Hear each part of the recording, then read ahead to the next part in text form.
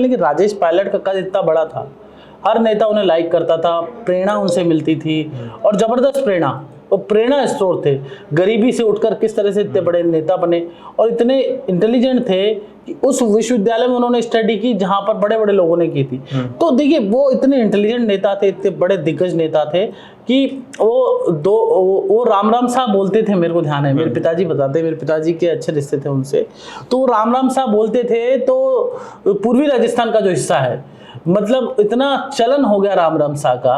अब तो सचिन पायलट भी हर सभा में जब अपना संबोधन खत्म कर रहे होते हैं तो जय हिंद राम राम सा ऐसा कहते हैं। तो ये उनका तो एक पेटेंट वाक्य था और बेटा तो जाहिर सी बात है अडॉप्ट करता है। मेरे पिता ने भी मुझे कुछ अच्छा सिखाया होगा, ये भगवान का ही नाम है, ईश्वर का नाम है, ईश्वर का नाम लेना माँ बाप सिखाते हैं कि ईश्वर ही सब कुछ है।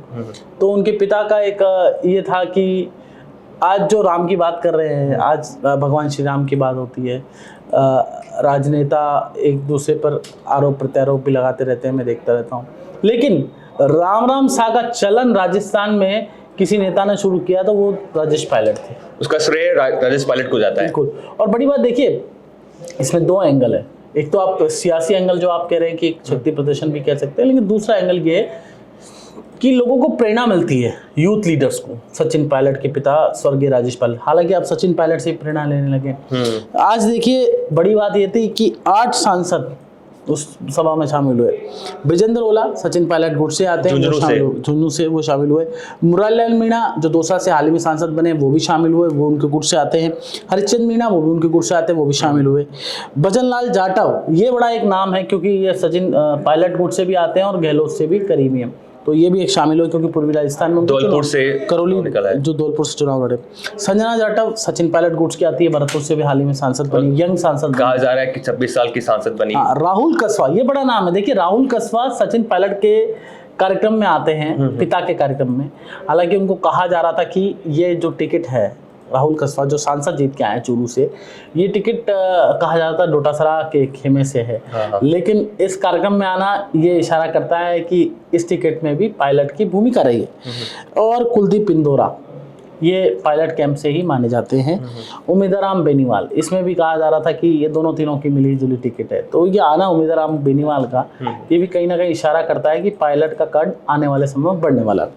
अब विधायकों की बात कर लेते हैं। हरीश चौधरी आए हैं, लेकिन कुछ ऐसे सांसद का नाम छूट गया है जो कांग्रेस पार्टी के सहयोग से चुनाव जीत के आए थे। माफ कीजिएगा, जो राजकुमार रोत है, हनुमान बेनीवाल है, ये नजर नहीं आए। भाई कांग्रेस पार्टी में नहीं, अलायंस से चुनाव जीते तो जरूरी नहीं है जाए क्यों सचिन पायलट को नेता मानेंगे। हालांकि हनुमान बेनीवाल ने तो बयान दिया था कि पायलट की भी भूमिका है टिकट दिलवाने में, जब वो टिकट मिल गया चुनाव जीतने के लिए उस समय बोलते हैं आए क्यों नहीं हनुमान बेनीवाल, सवाल ये खड़ा हो रहा है। हनुमान बेनीवाल को आना चाहिए था, आप कह तो रहे हैं, लेकिन हनुमान बेनीवाल आते क्यों नहीं है? वो तो अभी नाराज चल रहे हैं इंडिया गठबंधन से, तो वो दूरी बनाते हुए नजर आ रहे हैं। नागौर में सक्रिय है पूरी तरह से। इंडिया गठबंधन भी उनको ले कहाँ रहा है, नाराज होने से वो क्या जाएगा? क्या है उनकी दुकान में सामान क्या है ये बताओ। अब ये भी खबरें निकल के आ रही है कि वो क्यूंसर से अपना स्वयं का उम्मीदवार उतारेंगे, या तो अपनी जो पत्नी है, मैं गलत नहीं हूं तो कनिका बेनीवाल, या फिर छोटे भाई नारायण बेनीवाल को। अब खबर ये भी है कि नहीं, पर एक बार बताइए, वो अपने कार्यकर्ता को क्यों नहीं उतारते, परिवार को क्यों उतारते? ये भी सवाल खड़ा हो रहा है उन पे भी। अब वो भी एक खबर ये है कि नारायण बेनीवाल से हनुमान बेनीवाल की नहीं बन रही, ये भी खबर नहीं बन रही। चलिए अब बात करते हैं सचिन पायलट पे आ जाते हैं हम। आज विधायक हरीश चौधरी गए थे, वीरेंद्र सिंह, सुरेश मोदी उनके गुट के, नरेंद्र बुरानिया, मुकेश भाकर जो शेखावटी बेल्ट के बहुत सारे विधायक, रामनोज गावड़िया उनके, अमीन कागजी मिक्सअप हैं, दोनों खेमों के माने जाते हैं। रोहित बोहरा, रमीला खड़ारिया, रीटा चौधरी गहलोत की मानी जाती है, वो पहुंची। जुबेर खान उनके माने जाते हैं, अलवर के जो दिग्गज नेता हैं कांग्रेस के, उनके खास माने जाते हैं जुबेर खान। तो हालांकि प्रियंका चौधरी के भी करीबी हैं, रतन देवासी, गणेश गोखरा पहले गहलोत के करीबी थे, अनिल शर्मा, विद्याधर चौधरी इसके माने जाते हैं सचिन पायलट खेमे के, अनीता जाटव, मनीष यादव उनके माने जाते हैं पायलट के, ललित यादव भी पायलट के, विकास चौधरी, ML मीणा, सुरेश गुर्जर, संजय जाटव, रुपेंद्र सिंह कुन्नर, अभिमन्यु पुनिया उनके मानस है, बैरू सिंह परिहार। मध्य प्रदेश से भी एक विधायक आए हैं, पूर्व विधायक भी बहुत सारे आए हैं, हेमाराम चौधरी, प्रशांत मोदी, अभिजीत किशोर शर्मा, प्रताप सिंह खचरियावास, एक बड़ा नाम है। प्रताप सिंह खचरियावास भी मौजूद थे वहाँ। हाँ, ये बड़ा नाम है कि प्रताप सिंह ने उनको मुझे पता है क्या बयान दे देते हैं, बयान दिया था कि सचिन पायलट जब चड्डी पहना करते थे तब मैं विश्वविद्यालय का अध्यक्ष बना था। ये बड़ा चर्चा में था। ममता भूपेश, जाहिदा खान, नसीम, ममता भूपेश भी पहले पायलट के साथ थी, फिर कृष्णा पूनिया भी वहाँ पे थी। चली कृष्णा गई। पूनिया तो गहलोत की करीब है, वो भी वहाँ पे थी। जोगिंदर रवाना भी आपको ध्यान होगा कि बसपा से चुनाव लड़े थे, गहलोत की सरकार बचाने में बड़ी भूमिका थी। धीरज गुर्जर भी थे, प्रियंका गांधी करीबी, महेश शर्मा, संदीप यादव, वाजिब अली, लाखन मीणा, तो ये तमाम वो नेता थे जो सचिन पायलट के पिता राजेश बड़ी बात है, मदन गोपाल मौजूद थे, मेघवाल और गंगा देवी विधायक जो GR खटाना, PR मीणा, प्रशांत बेरवा, वेद प्रकाश सोमकी, बड़ी लंबी फहरिस्त है। कैलाश मीणा, राकेश पारीक, ओम प्रकाश हुडला, अमर सिंह जाटव। आप देखिए हमारे दर्शकों को बता रहे लगातार, प्रकाश बैरवा, कमल बैरवा, महेंद्र मीणा, रामचंद्र रावत और रामस्वरूप कसाना, इंद्राज गुर्जर जो चुनाव हार गए पायलट खेमे के। मुझे लग रहा है ये फहरिस्त खत्म ही नहीं होगी। प्रकाश चौधरी, दत्ताराम गुर्जर, राजेंद्र गुड्रा, अशोक तंवर, राजेंद्र गुड्रा भी मौजूद थे। हाँ, राजेंद्र गंडूरा, ये अलग है, अशोक तंवर, करण सिंह उचियाड़ा सांसद प्रत्याशी, अनिल चोपड़ा भी थे, दामोदर गुजल थे, अन्य प्रमुख जन रफीक मंडलिया, विजय जांगेड़, राखी गौतम, अध्यक्ष महिला कांग्रेस, विनोद जाखड़, अध्यक्ष NSUI, लोकेश क्रांतिलाल मीणा। फहरिस्त खत्म नहीं होता थाना काजी से जो विधायक। सर ये मुझे लग रहा है काफी लंबी फहरिस्त हो जाएगी। तो राजस्थान के तमाम वो नेता मौजूद इतने नेता हैं, मेरे को गिनते मेरे को ऐसा लग रहा है कि इसी में अपना एपिसोड खत्म हो जाएगा। इतने दिग्गज नेता मुझे लग रहा है सर, क्योंकि लोकसभा चुनाव में जब प्रचार प्रसार का दौर चल रहा था तब इससे 20% नेता भी एक मंच पर एक साथ मौजूद नहीं हो सकते थे, जो आज नजर आई है तस्वीर। क्या युग बदलने वाला है? जिस प्रकार से भाजपा में युग बदल दिया गया है, वसुंधरा राजे का युग खत्म हो गया, एक नए नेता को जिम्मेदारी दी गई, सांगानेर से विधायक चुनाव लड़े भजन लाल शर्मा को, क्या कांग्रेस में भी एक जो युग है, भाजपा और कांग्रेस दोनों में नया एक और युग आने वाला है? भाजपा में भी अब बदलाव होने वाला, फिर से एक युग और आएगा भाजपा और कांग्रेस दोनों में। नए युग की जो फेस है वो अब आपको दिखाई देंगे। आप भाजपा के रंग अलग अलग दिखाई बड़ा संकेत दे रहे हैं, यानी कि भाजपा की जो लीडरशिप है उसमें बदलाव हो सकता है प्रदेश स्तर पर। जाहिर सी बात है, होगा। देखिए 11 सीटों का नुकसान हुआ है, ये बदलाव होना निश्चित तौर पे होगा 100%, और ये अब बदलाव होगा ही होगा। अच्छा, तो कांग्रेस फिर वापस लौटता है। सचिन पायलट लगातार अपना कद बढ़ा रहे हैं, उनके कई नेता, पूरे राजस्थान की 5 सीटों में से 4 सीटें कांग्रेस के पाले में आई, खाते में आई है। तो पूरा जो क्रेडिट है, श्रेय जो है वो सचिन पायलट को जा रहा है। और वहीं अशोक गहलोत अपने बेटे वैभव गहलोत चुनाव नहीं जिता पाए, वो चुनाव हार के दूसरी बार भी, जो दूसरी लॉन्चिंग है वो भी फेल हो गई, विफल हो गई। तो क्या सचिन पायलट का कद बढ़ेगा? क्योंकि लगातार विधानसभा चुनाव के बाद से, लोकसभा चुनाव से पहले सचिन पायलट का बड़ी जिम्मेदारी दी जा रही है, कद बढ़ रहा है लगातार। आप देखिए शतक लगा चुके हैं वो। अभी लोकसभा का चुनाव था, सभा और रैलियों की, चाहे कांग्रेस की शतक जैसी सीटें नहीं आई, 99 पे रह गई, 99 पे अटक गई, है ना। सचिन वो कहते हैं सचिन जो तेंदुलकर थे वो मोस्टली 99 पे आउट हुआ करते थे। कांग्रेस आउट हो गई अब 99 पे आउट हो गई, लेकिन सचिन पायलट ने शतक लगा लिया तेंदुलकर की तरह जी। हाँ, शतक तो तेंदुलकर ही लगाते थे, यहाँ राजनीति के पायलट शतक लगा गए। और देखिए लगातार लोकप्रियता भी बढ़ रही है और इनका ग्राफ भी लगातार बढ़ रहा है। तो राजस्थान में जो सहयोगी दलों के साथ मिलकर चुनाव लड़ा था कांग्रेस पार्टी ने, राजकुमार रोज जो है वो नाराज बताए जा रहे थे। उसके बाद हनुमान बेनीवाल तो भी नाराज है, मान ही नहीं रहे। केसी वेणुगोपाल और जयराम रमेश ने प्रेस कॉन्फ्रेंस में कहा था तमाम मीडिया कर्मियों के सामने, आपने और हमने बात भी की थी।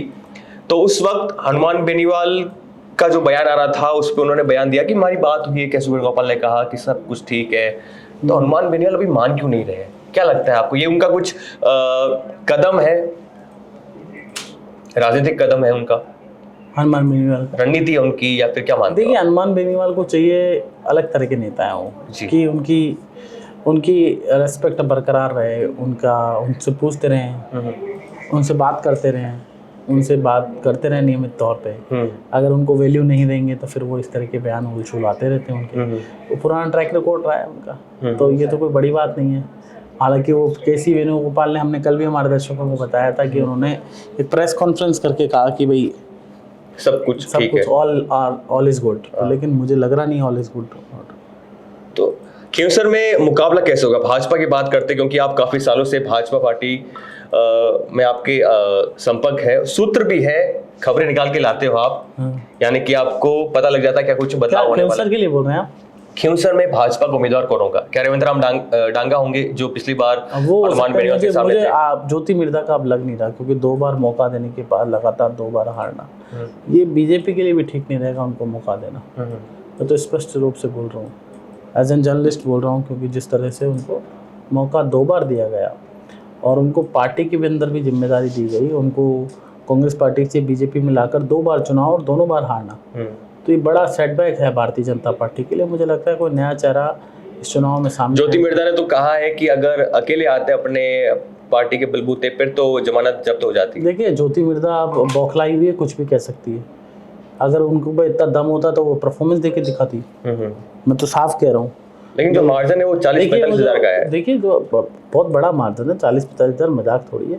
और देखिए अगर वो जो बात है ना, बीजेपी के जो नुकसान जो हुआ है राजस्थान में या पूरे देश में, तो मुझे लगता है इस बात का नुकसान हुआ है कि जो अशोक गहलोत बार बार कह रहे थे कि वॉशिंग में ला के धो, हमारे जो बेकार नेता थे उनको धो के नया कर देना, अच्छा कर देने की कोशिश बीजेपी कर रही है। तो ये बात सटीक है कि कहीं ना कहीं जो खराब थे, जो असेट्स नहीं थे भी कांग्रेस के लिए, उनको लाकर यूज़ करने का मतलब नहीं था। अब ज्योति मिर्धा रहती, मैंने सुना है कि बाहर रहती है ज़्यादातर समय, पर अभी उन्होंने कहा है कि मैं आपकी सेवा करती रहूंगी, आपका काम काज करवाती रहूंगी। केंद्रीय मंत्री थी जब भी वो ऐसे कहती थी। मैं कोई उनका विरोधी नहीं हूँ, मैं तो सत्य बात कर रहा हूँ ग्राउंड में। वहाँ नागौर में, तुम तो नागौर के रहने वाले हो और मैं तो नागौर में जाके आया हूँ। नागौर में मेरे कई मित्र भी है, वो ये कहते हैं कि वो आती ही नहीं है। वो बहुत ही आप मतलब कैसे एलिड क्लास लीडर है। वो गरीब, कुचले, पिछड़े ऐसे लोगों से कोई उनका संवाद नहीं है, ना उनके पास आसपास की ऐसा कोई सिस्टम है जिससे वो कर सकें। मुझे लगता है कि उनके साथ समस्या ये है कि वो अपने आसपास के यहाँ तो सिस्टम अच्छा करें और जनता के बीच में मेहनत करे, फिर जाके चुनाव लड़े। अब की बार रिशपाल मिर्धा थे, तमाम जो उनके बेटे विजयपाल मिर्धा है, उससे क्या होता है? उससे कुछ नहीं होता। आपकी खुद की छवि। फटकारे डोटासरा के बाद अगर किसी के लग रहे थे तो वो रिशपाल मिर्धा के लग रहे थे। मुझे एक बड़ी बात, तुम मेरे इंटरव्यू में कह रहे थे, वो बेनीवाल, उमेदराम बेनीवाल, हाँ उमेदराम कह रहे थे कि मैंने कहा कि बता दें कि सर अभी जो शपथ कार्यक्रम हुआ है दिल्ली में प्रधानमंत्री नरेंद्र मोदी का, तो वहाँ पे ये मौजूद थे। उन्होंने वहाँ जाकर शिरकत की थी और उनको बुलाया गया था, तो वहाँ पे उमेदराम बेनीवाल से मिले थे, उनसे बातचीत भी की थी। हमारे चैनल पे आप देख सकते हो। जी सर। उमेदराम बेनीवाल मुझे कह रहे थे कि इंटरव्यू में, मैंने कहा आपने मोरिया बुला दिया, बोले मैं इस तरह के शब्द इस्तेमाल नहीं करता, ये शब्द ठीक नहीं है। मोरिया वो डाउन टू अर्थ काफी नेता है, सादगी भरे किस्म के नेता है। मैं मोरिया में विश्वास रखता है, इस तरह के शब्दों पे मैं दूर रहता हूँ। हाँ, ये अच्छी बात है। उन्होंने रविंद्र पार्टी के लिए जरूर कमेंट किया है। क्या कमेंट किया? खिजड़ो ऊंट, मतलब तो मैंने बोला है खिजड़ो ऊंट क्या है।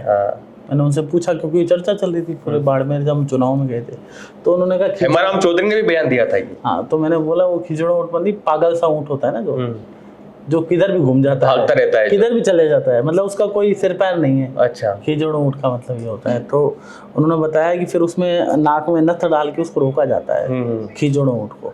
तो उनका कहने का मतलब था रविंद्र पार्टी खिजड़ो ऊंट है, बेलगाम ऊंट है। रविंद्र पार्टी ने तो ऐलान कर दिया है दोबारा कि अगली बार अच्छे मार्जिन से चुनाव निकालेंगे। अब ऐलान कुछ भी करते रहो। वो कह रहे थे कि वो पिछली बार भी विधानसभा के इसलिए जीत गए, वो 3-4 कैंडिडेट लड़ रहे थे और शिव से भी वो डाउन गए हैं, ऐसा मुझे उमेदराम बेनीवाल इंटरव्यू में कह रहे थे। देखिए क्या है, पूरे राजस्थान की गणित बहुत हमारे दर्शकों को भी हम समझाने की कोशिश करेंगे कि पूरे राजस्थान में एक बड़ी चीज़ हुई है। कांग्रेस पार्टी के जो भी लीडर जीत के आए हैं, आप 11 नेता का अलायंस विद अलायंस, तो एक बात बड़ी गौर करने वाली है, जाट और एसटी और एससी इस कम्युनिटी के नेता जीत के आए हैं। ये ना तो बीजेपी गौर कर रही है, ना कोई और जो विवेचना करते हैं, या फिर कोई राजनीतिक पंडित हैं, या कोई पत्रकार हैं, या फिर कोई एनालिसिस करते हैं, विश्लेषण करते हैं, उन्होंने गौर किया। ये बड़ी है। बीजेपी के लिए बड़ा सेटबैक ये है कि जाट और एसटी और एसटी समाज इनसे खिसकता जा रहा है। तो बीजेपी के लिए बड़ी चिंता की बात यह है, क्योंकि बीजेपी ने एक एससी का बड़ा मैसेज दिया। जो द्रौपदी मुर्मू है, राष्ट्रपति हैं, वो भी एससी हैं।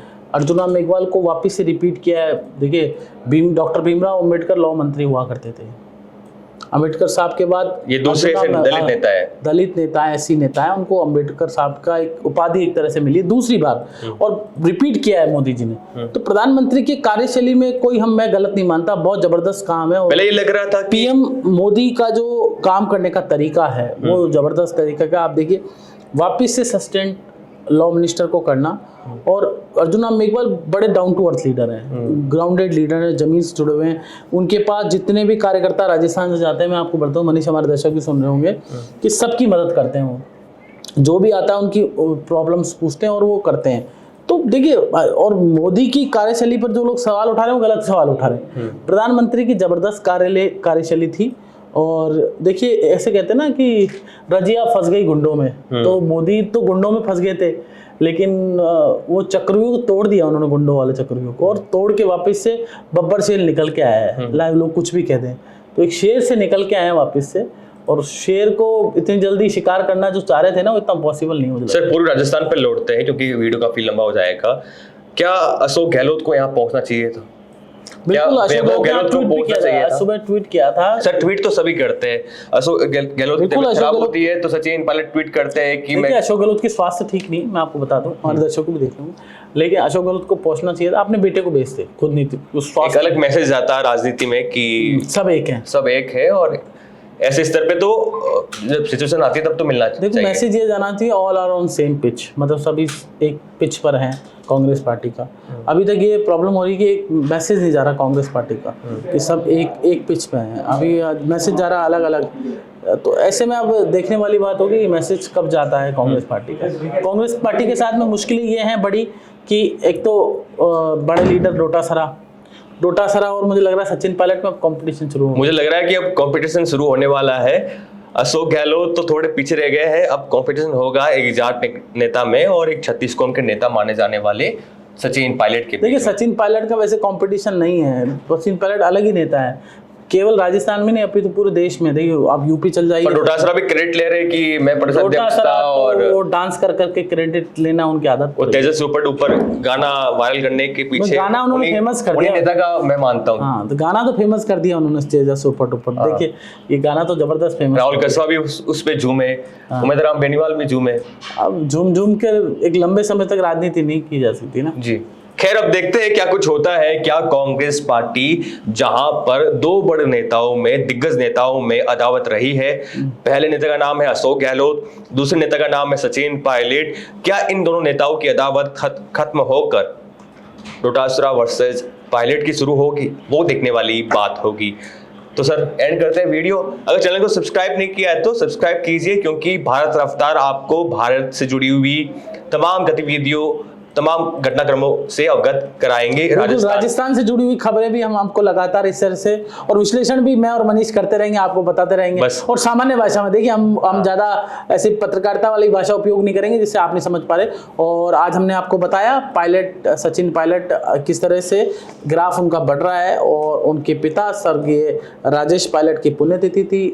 एक जाजम पर सचिन पायलट के सारे समर्थक नजर आए, इतनी बड़ी संख्या में सांसद, विधायक और तमाम नेता नजर आए। इस तरह से जो कि कांग्रेस के लिए काफी अच्छी तस्वीर थी। बिल्कुल मनीष, बने रहिए हमारे साथ। नमस्कार। नमस्कार।